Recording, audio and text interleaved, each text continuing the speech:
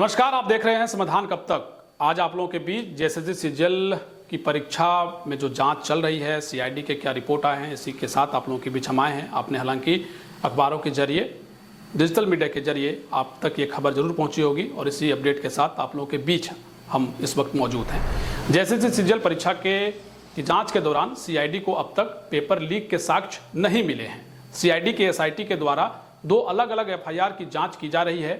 CID ने आम लोगों व परीक्षार्थियों से साक्ष्य की मांग की थी, जिसके बाद तकरीबन 4 दर्जन शिकायतें सीआईडी को मिली है। लेकिन अब इन सभी प्रारंभिक साक्ष्यों की सीआईडी ने समीक्षा की है, तब भी पेपर लीक को लेकर पर्याप्त साक्ष्य नहीं मिले हैं। सीजीएल परीक्षा की जांच की मॉनिटरिंग सीआईडी आईजी सुदर्शन मंडल द्वारा की जा रही है।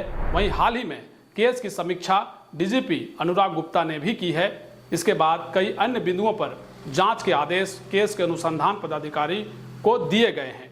किसी की संलिप्तता भी उजागर अब तक नहीं हुई है। सीआईडी ने रातू थाने में राकेश कुमार नाम के परीक्षार्थी के बयान पर 28 दिसंबर को दर्ज केस को टेक ओवर किया था।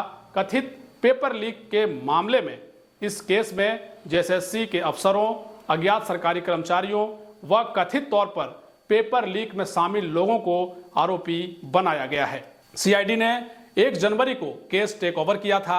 जांच के क्रम में सीआईडी ने परीक्षार्थियों से साक्ष्य मांगे थे, जिसमें कईयों ने व्हाट्सएप चैट, कुछ मोबाइल में खींची तस्वीर व वीडियो क्लिप सीआईडी से शेयर किए।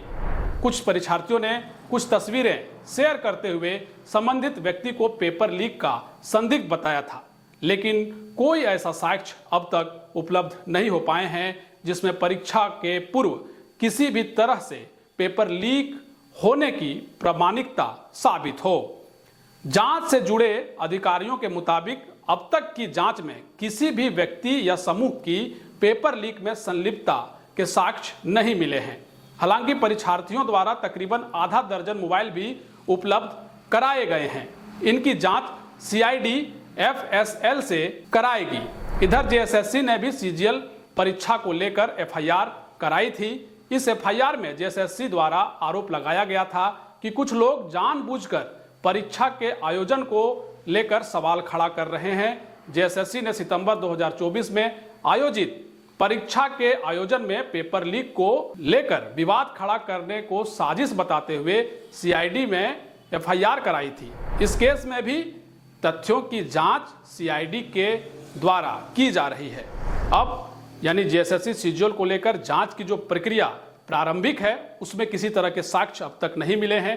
अब देखना दिलचस्प होगा कि आने वाले दिनों में जेएसएससी सीजीएल को लेकर किस तरह के साक्ष्य मिलते हैं और जो आम लोग हैं, यानी जो विद्यार्थी हैं, जो जेएसएससी सीजीएल को लेकर तैयारी कर रहे थे, और आपने देखा होगा कि जेएसएससी सीजीएल को लेकर रांची में जबरदस्त बवाल हुआ।